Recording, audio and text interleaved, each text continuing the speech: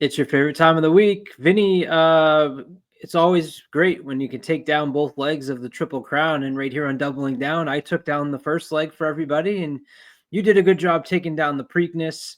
An incredible effort by journalism. Did a good job picking Fort Washington in the race prior, which I wasn't as high on. Any Preakness thoughts from last week? Should have just single journalism. He was just much the best. I think the price kind of got to me.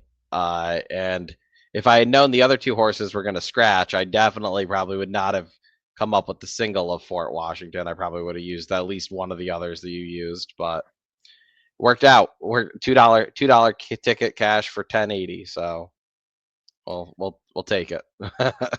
And I think we're hopefully leading up to a nice Belmont if we can get some of these horses in there.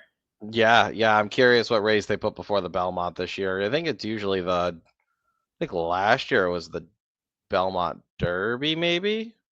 That sounds about right. I don't really. Yeah, I'm not. I don't fully remember the race that was before the Belmont last I year, think it was the but Appleby horse, if I remember correctly. yes, maybe. We're challenging a memory that's not as Yeah, good. I don't remember. I remember we got knocked out of the sequence because of the one turf race that the horse won at like 20 something to 1 and like went gate the wire. Yep. And it was a horse that usually wasn't on the lead. I forget the horse's name, but Yeah. I remember that race knocked us out of the sequence and we ended up going 4 for 5 in the sequence. So that was upsetting. Of But course. yeah, I forget the whole sequence. But yeah, we're both back in the green. Cheers, Vinny. Welcome back. Welcome back to Yeah, the well, green. it was lonely there for a little bit in the red. Well, the good thing is that it was for a short period of time. So 2025, we've been able to keep it in the green most of these shows, and we're approaching episode 100, which is exciting. Belmont Stakes Week will be episode 100. So Vinny will be off next week as he's traveling to the great state of Florida to get some sun, and you'll be back for Belmont Week, I hope. Yep, I will be back for Belmont Week. I will be there Belmont Week if anybody else is going to be there. Let me know. Awesome. I will not this year, but I'll be back for Whitney, of course. We decided to go to Churchill, Vinny, for the first time, because for so long you just follow kind of where the Derby races are, and it makes it easy. I had to do some digging to figure out where are we going, and I thought we had a nice competitive daily double late at Churchill Downs, starting off with this stakes race. It was over $1 million in purses at Churchill on Saturday, so a nice card to pay attention to. This was the $250,000 Keertana Stakes, going a mile and a half on the turf for 4-year-olds and up. Class rating of 103 by Equibase. Vinny, I went through it the first time, and I didn't come away going, uh-oh. So I had to go back the next time and look at some replays and try to figure out where I was going to go. And I ended up finding two horses who I wanted to use in this race. There's a majority of the field coming back basically from two allowance races at Keeneland in April. And those are kind of the two I thought you probably wanted to focus on, and then decide out of those two races which one you were going to take for your horse. You used single in here, which I was surprised. How you feeling Yeah. about single? Yeah, it's one of those races. I mean, I tried this Derby day and it didn't work out. It's one of those races where I feel like I can make a case for a handful of them. So I'm just gonna take my top pick in single and hope that my top pick gets home. I unfortunately it is the favorite, but I feel like this is gonna be a competitive betting race, so I'm not gonna mind taking like 5-2 on this horse. But I feel like overall she's just been the most consistent out of the bunch here. Her race, yes, she lost her last race, but her two prior races to that, like to this one, are good enough to win here, in my opinion. Definitely the not super high on jockey change because was Tyler, then with the Jose. Now we get Ben Curtis, but Curtis has been riding great this year, He's so great. not He's a really. great person to have in these long races. Yeah, and so like I don't know. I felt like this horse had a good. I felt like this horse has a good shot, and again, I didn't want to go too. I feel like I could have went super deep here and just like been like, yeah, this is a wide open race. But I'm gonna hope that she really is just a slight class above and just gets a better trip than she got last time out. She kind of got bounced around, I thought, a little bit late in this race, and she finished third. But again, it wasn't a bad effort. It was It was definitely a step back from her prior two efforts. But she does have the excuse. So if she bounces back, I think she's going to be right there. I'll take the risk on the single. Yeah, we're talking about the 2 Tarnima. This horse is sired by Kitten's Joy. It's my absolute favorite. Is long on the turf for Kitten's Joy, and trained by Brendan Walsh. And what you had alluded to is absolutely what I saw, which is this is the last race. She's the number 4 in the blue and white on the inside there for Shadwell. Right there, bumped, trying to get space. The 6 is going to come up on the outside and cut off that space. Now you're behind horses. Now you're behind a 5 who's getting slow, tries to go to the rail. Kind of had all the excuses in the world, although she was a beaten favorite here. At this point, just pulls up and lets those 2 go by. So you see that beaten favorite at 9-5. I don't know that this horse is going to go off the favorite. I'd kind of be surprised. I think that 6, number 5, Marksman Queen, is going to be interesting, and number 7, Boss Lady Bailey. Those are kind of 2 horses that I thought might actually battle for favoritism in here. Yeah, I think it will be. I think the favoritism will be close in this race. I don't see anybody being, unless there's a bunch of scratches. Obviously, you can see somebody being 9-5. But I mean, I'm thinking like your favorite's probably going to be 5-2, 2-1, maybe. I'm fine taking a single on in that kind of spot. Yeah, 2 out of the last 3 races has put up Equibase speed figures in the triple digits. Obviously, that last race was 90, but we just showed you that replay. So, bettors might see that, might see the beaten favorite and not necessarily see the trouble that this horse had, although it is noted in the past performances.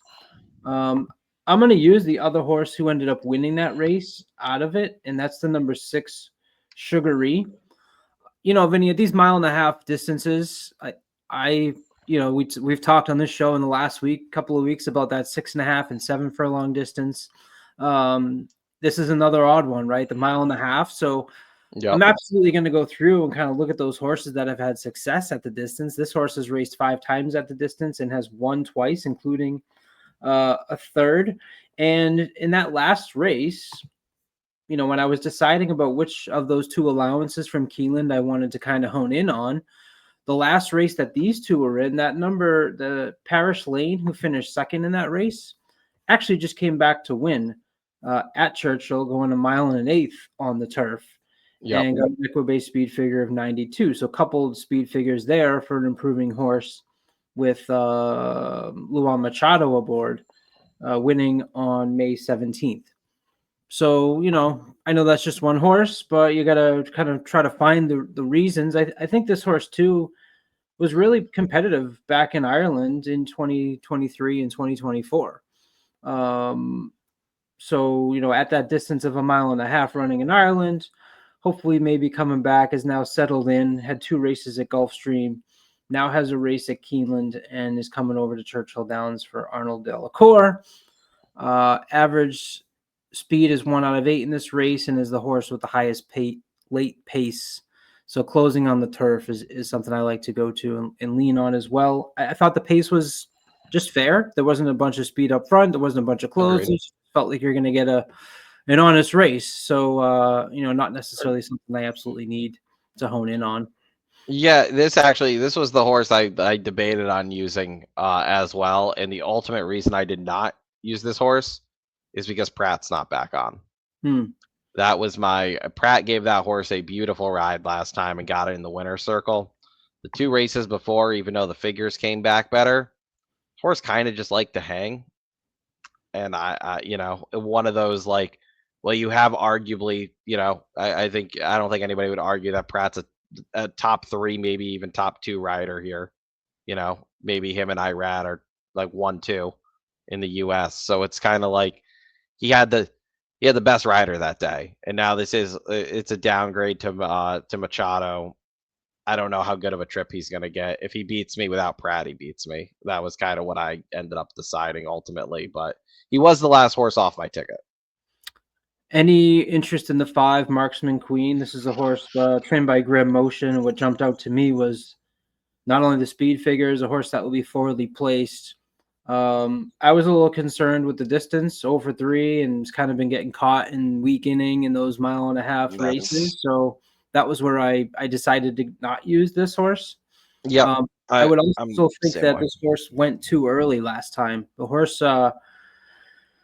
just got passed by a horse, and when he was in second, he had to keep going. So they went 22 in the between the 3/4 and the mile marker. Just picked up too fast and eventually weakened. I think this might be dangerous, but with the falters at the distance, that's kind of when I decided to move elsewhere. Yeah, could this horse go gate to wire? Yes. I feel like that's a horse that like you're gonna get a price on. I mean, I think you're probably gonna get every bit of 6 to 1 on this horse, to be honest with you. Unless people are unless Frankie's hot and they're just betting Frankie. Hmm. I don't see this horse taking like getting bet super down off that line. I feel like this is a horse that like maybe you use defensively on like a pick 5 if you don't love anybody here, because there definitely is the threat of wiring, but horse really doesn't like to do that. Like this horse loves getting caught. I again, like I feel like on a double ticket, like it did not seem worth the this is like an all or nothing horse. I felt like if you were gonna play a double here, like you're like with and use this horse, you're like almost convinced this horse is gonna wire, and like you have to single it because you need the value. I don't think you can really pair this horse up with anybody and for a double and really get the value that you need. Yeah, I was worried about it, to be honest. I mean, what RaceLens here has it as the on top pick at 39.9%. You could see Yeah. him on the front end early, and then if you look at the middle, it's 5 and 8 early, and then the eight falls back, and the two still right behind the 5, and that's kind of the trip that we see having with that two. Race Lens feels that there'll be some quick early fractions. The early trailers might get a shot to make up some ground down the stretch. And the other thing is that with the adjusted true odds, actually has the 7 to 5 as a potential betting opportunity. So, I'm a little worried leaving this 5 off, and we'll see what the price is. If you're out there and you like the 5, we cannot talk you off using Yeah. uh, Mark I Smith. mean, she's got the back class too. I mean, she's running multiple graded stakes. She hasn't won, but she's running multiple graded stakes. She's been competitive. It's not like when she gets caught, she's finished. Besides, I mean, two back she did. Two back she kind of fell apart. But Yeah. really, like over her last like 5, 6 races, when she gets caught, she's still finishing like right around there. It's just too much for me. Makes sense. Anybody else you want to talk about, or we covered who we need? I think we covered who we need. Unless you got somebody else, I honestly didn't love anybody else. I said I was really between either using singling the 2 or using the 2 and the 6 is kind of where I was at. So Well, I like to hear that when I use the 2 and the 6. So we'll move on, and it only gets a little bit spicier and a little bit harder as you move on to the maiden special weight. You get a purse of $120,000 for maidens, 3-year-olds, and up. Field of 12. Vinny, again, another one I went through a few times going, man, I could go a lot of places here. Second time through, I found a horse that I really liked to put on top. Who'd you have on top first? ooh, on top first. Or who did you just Uh have? yeah, I mean I used a handful here. My ticket's $5. My double ticket's gonna be $5. I went single by 5 here. Okay. I'll start with the 2 horse, the Brad Cox trainee sports hero. Took money on debut. The finished 5th. The 3rd place finisher in that race came back and won out of this race, Faust. I didn't think it was like as bad of an effort. He's stretching out. I know he doesn't really like the pedigree's okay for a mile. Cox is solid second time out.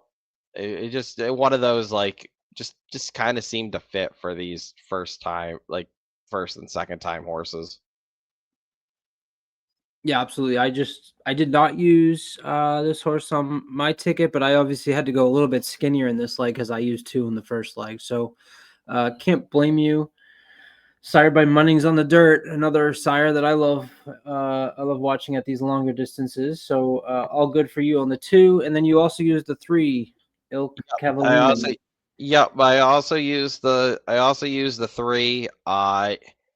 This one was more of this horse did show early speed on debut. They paid a lot for it, but I'm not too concerned about that because it's Resolute and kind of new, and he just seems to be throwing money around. But I did like that he did show some early speed. And I think I think if this horse improves off of that, I think this horse is probably going to be part of the pace. And sometimes these maiden races, sometimes a horse just gets out and nobody decides to go with. So this was more of like a pace play that I thought there's a chance that this horse could just end up on the lead. I don't love Maker on the dirt, but I thought this horse was going to be morning line was 10-1. I can see this horse being every bit of 10-1. So I thought it was worth the price on the double. Yeah. Just because I thought there was a chance that this horse could end up on the lead. Fig was a little low for me, and here on RaceLens, you can see an angle that I have that popped up. Disappeared on us. Sprint to route, showing speed and then tiring. The success score is only 3.6 with a negative ROI of 42%. We could see how many horses that is to give us the. I'm sure it's not great. 1,500 starts and it's 12%. So you have a pretty big. Pretty big amount of horses that have done this, and it is horses that were in their last race, second call beaten lengths was less than 1, and they finished beaten lengths by more than 4 going sprint to route. So to me, that was, this is the second time the horse is running, so absolutely might like it better. I think that angle is probably a little bit more for horses that have been running more, but just using an angle there that I had to make some decisions, so I cut. We agreed on the 4, Playa del Mar. Yep. This was actually the last horse on my ticket. The more so, yes, the horse did not win and was the beaten favorite in the Sir Barton. But this horse ran against Invictus, and was a stakes caliber horse. I don't know where they go from here after that with Invictus, but I mean, if Invictus was in this race, he'd be 3-5. So ran against him. He didn't run great, but didn't run awful. I saw this was a little bit of a class drop from what he's running against, or what he had run against. And it's Mott and Godolphin. Yeah, that was more or less. That's kind of what that was a reason I used him. I don't know. Maybe this horse. Maybe the extra furlong helps this one out. I don't really know. This was kind of like I said, this was the last horse on for me. I'll show you why I used the number 4. Both the speed figures in that last race jumped out. The last race had a few winners come out of it, including Campale and I think the 7th race place, 8th place finisher. I looked at true odds, and whenever I see this pace projected in the middle, a horse that's, granted, the info is very sparse, so I understand that. It's even more powerful when these horses have run 7, 8, 9, 10 times. But seeing number 4 in the win percentage at 4th, and then in the middle here, just kind of out on his own. Does it turn out like that? I don't know, but it's something that I pay attention to. And so didn't want to miss at 5-1 the number 4 there for a Godolphin Mott. You see the connections, you see that, the information. You don't have a lot to go off on here. Into Mischief out of a Tisnow mare. I'll take my shot there. Jamie Torres is actually really positive, taking horses on the first route on the dirt. So we will agree on the 4. And then next up, we get to my, you didn't use the 5 or the 6. Number 7 was actually the horse who I put on top. This horse's name is Fact. The progeny of the Dam, 6 for 23 at this distance. The sires, 17% for their first time route on the dirt. The trainers, 31% in their second start. 86 Equibase speed figure last time out. And last time out, this horse was cut off in the stretch. So not only did he get a nice 86 speed figure coupled with those stats that I just rattled off for you, this horse had some trouble in the stretch last time out, which we can pull up right here on what number is he? Let me see. I should have known that before we dove in. He was the number 2, I believe. I Two. believe So he's. I believe he is the 2 there. Yes, he is the yeah, 2. the trouble already happened. I think it happened a little bit prior here, right there. Yeah, Um, horse came across him a little bit. so we'll see. We'll see. Thought this was a good run out of this horse named Fact. 3-1 in the race like this. I'm not crazy about. It was $125,000 Keeneland September sale. Second time Lasix. We'll take a shot with Fact as my on top pick. You next went with the 9. Yep, I went with the other Mott horse, Maxima. This is another one that I thought was more of a pace play. This horse got out.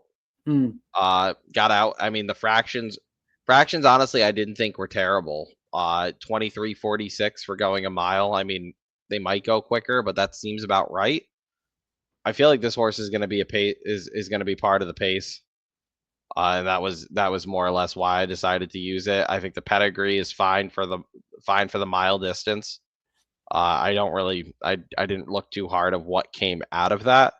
But again, I don't think we have any future superstars in this field. So I think it's very possible that one of these first or second time starters just goes right out to the lead, and the horses that are trying to chase him can't get there, and all of a sudden this horse, like one of these horses, has like a 5-length lead turning for home, and somebody that's inexperienced has to come and get him.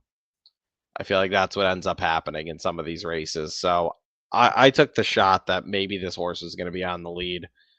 Again, another one that should be double-digit odds. Kind of went for prices here.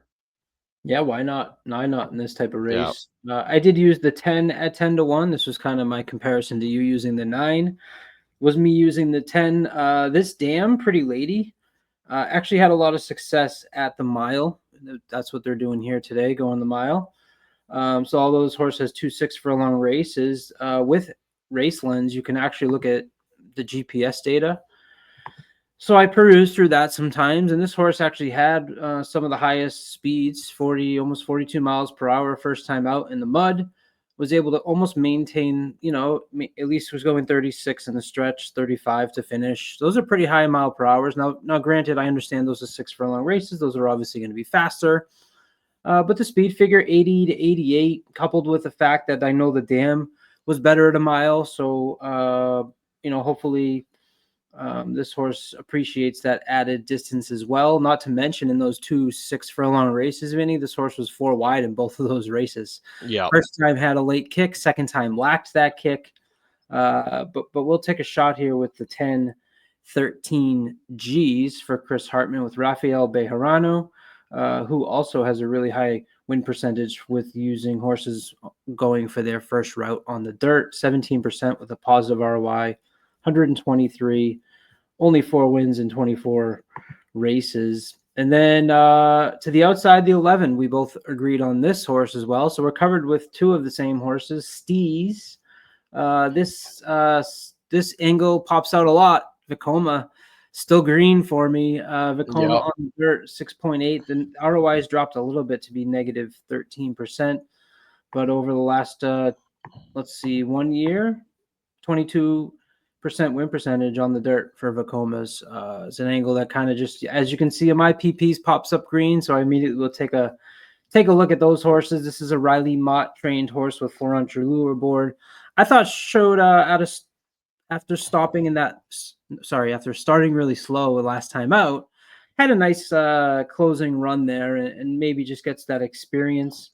And at 6-1 was a horse I didn't want to leave off my ticket. What did you see? Yep, same thing. I thought this horse, actually, I don't think the run in the first race was that bad considering who came out of it. He's same race as the what was it, Invictus, yeah, yep, same and race as yep. Playa del Mar. Yep. So that race seemed to be okay. Second time out, the horse came, like, the works out of that race seemed good. So I think we'll see an improvement here. And Riley Mott's just a sneaky, like, he's still a young trainer. But like, these are like the sneaky spots that, like, he wins in. I believe He is like sprint the route. He's got like a $5 ROI, which is nuts. Yeah, right here. Yeah, sprint the route. Yeah, he's only out of 26 starters, but 19% with over a $5 ROI. Like these just seem like the races that like he's been winning lately. He's got a lot of, I know, especially over the last year or so, he's been given some of these expensive horses. Like I believe this was a for 250, yeah, $250,000 yearling purchase that went to Riley. Like this is like I just feel like this kind of race with this kind of horse has just been like his like MO of like this is when they win. So I I'm okay with using it. The outside draw kind of sucks. Hopefully maybe we get a scratch or two. Yeah. But the fact that like it's not a big day at Churchill, so the other top riders are elsewhere, and this is where Flo lands. Flo's arguably the best rider here on this day, at least top 3. So I'll take a shot with Riley. Yeah, Riley's also really good second time out, 17% win percentage. So not only has the stats going sprint to route like you had mentioned, second time out, this trainer is doing really well as well. 99 class was highest in the race, that last race that they had run in, and the 91 Equibase speed figure was very commendable, I thought. Ends up getting number 1 out of 12, both in average class and average speed. So not one that I want to leave off at 6-1. So for us, we'll bring up the tickets here. I go 2-6 with the 4, 7, 10, 11. It'll cost you $8. Vinny's going to go 2 with the 2, 3, 4, 9, 11. I hope we get the 2 home, so we're both alive. Yeah, both get a shot here in the second leg. It would be nice. I mean, if we get the 2 home in the first, I mean, I feel like these doubles are all at least going to pay 15-1. Yeah. Unless there's a bunch of if there's a bunch of scratches, obviously not. But like, if the fields stay how they are, like I can't imagine any of these doubles paying less than 15-1. Like you're probably looking at, especially with some of the longer shots, like even with like the 11, like the 2 to the 11 is probably going to be at least 30-1 based on morning lines. And I think the fact that we have so many horses covered in the second leg just shows how many different ways people could go. I mean, those maiden races are tough. And like I will say, like maybe like take a look at the probables before you play the double. Especially in maiden races, those are like the key races that like you really should look at where the money's going, because a lot of times in those maiden races, somebody knows something that nobody else does, and that's where the money starts. And like you'll see, like most of the time you'll see in maiden races, like you have a horse that's 10-1 morning line, and all of a sudden they are 9-5 when when that race first flashes, and it's like, oh, okay, like is it early money, or like does somebody know something about like one of the works or something like that? And like, yes, they don't always win, but more often than not in maiden races, if a horse is taking money like that and like they weren't supposed to, usually it means they're live. Yeah. Just years of betting on the sport. That's kind of one of the things. So like if you see if it opens up and like you look at the double probables in like the 6, I don't even know what the morning line odds is. 6, maybe that's a bad example. Yeah, the 6 is 20-1.